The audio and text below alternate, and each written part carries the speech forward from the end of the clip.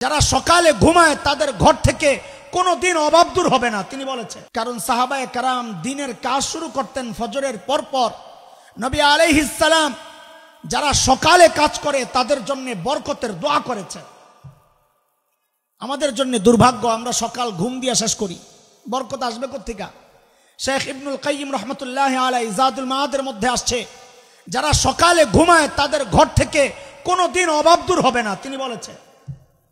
বিশেষ করে মাদ্রাসার ছাত্ররা আমরা সকালে একটু না ঘুমাইলে সারা দিনটা বেকার। বলে ভাই নাস্তা করছো? বলে হ্যাঁ করছি। বলে কি দিয়া নাস্তা করছো? বলে ঘুম দিয়া। কি দিয়া?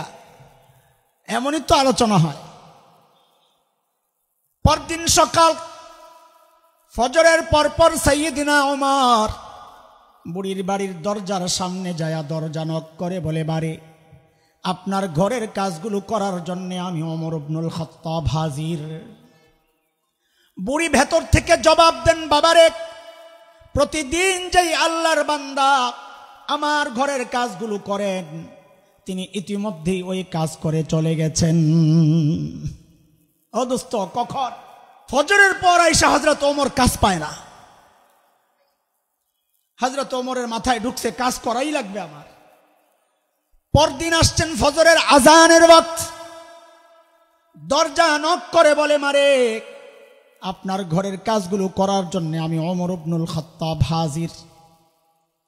বুড়ি আজকেও জবাব দিচ্ছেন, বাবারে প্রতিদিন যেই আল্লাহর বান্দা আমার ঘরের কাজগুলো করেন তিনি ইতিমধ্যেই তো কাজ করে চলে গেছেন।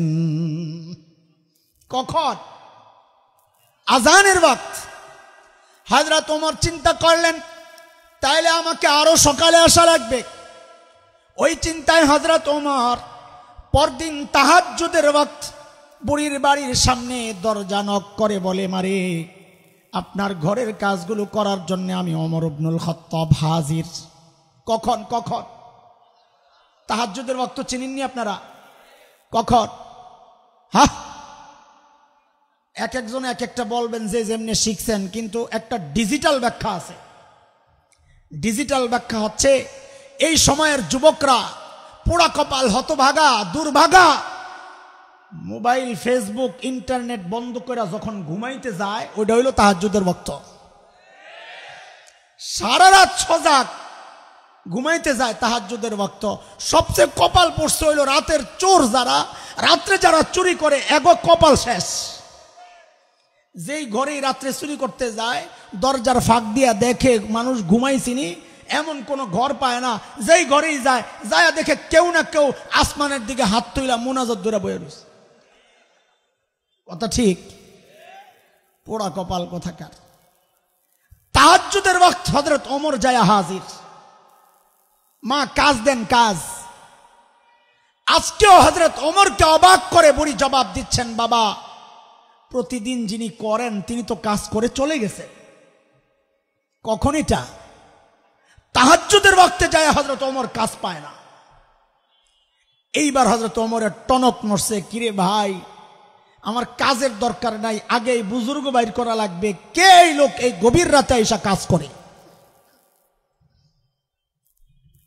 পরদিন এশার নামাজের পর সাইয়্যিদিনা ওমর ইবনুল খাত্তাব রাদিয়াল্লাহু আনহু বুড়ির বাড়ির সামনের এক ঝোপের আড়ালে চুপচাপ বসে আছেন। দেখবেন এই গভীর রাতে কে কাজ করতে আসে। হযরত ওমর লক্ষ্য করলেন এক আল্লাহর বান্দা খালি পায়ে পা টিপে টিপে চোরের মতো বুড়ির বাড়ির দিকে আগাইতেছে। হযরত ওমরও রেডি আসেন। যেই না সামনে আসছে হযরত ওমর দাঁড়ায় গেছেন। মানামতা হাই কে আপনি? বাপরে, হযরত ওমরের যে আওয়াজ! রাতও গভীর, মানুষটাও একা।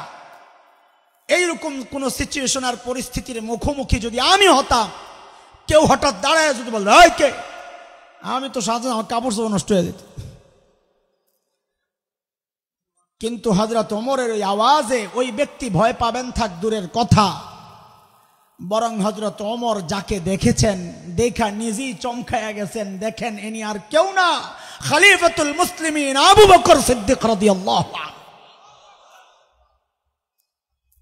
হযরত ওমর তো অবাক হয়ে গেছেন, আবু বকর আপনি? আরে আপনি পায়ের দিকে তাকায় দেখে জুতা নাই। হযরত ওমর আবু বকরকে বড় মহাব্বত করতেন, লাইগা থাকতেন। লাইগা মানে বেশি আমল করার লাগা, এটা গুতাগুতির লাগা না, প্রতিযোগিতা, বেশি আমল করবে।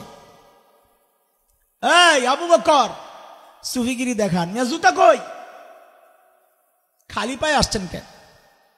আহারে সরল সোজা আবু বকর জবাব দিচ্ছেন, ওমর, জুতা পরলে চটচট আওয়াজ হয়, মানুষের ঘুম নষ্ট হবে, মানুষের ঘুমের ব্যাঘাত ঘটবে, এই জন্য আমি জুতা খুলে আসছি।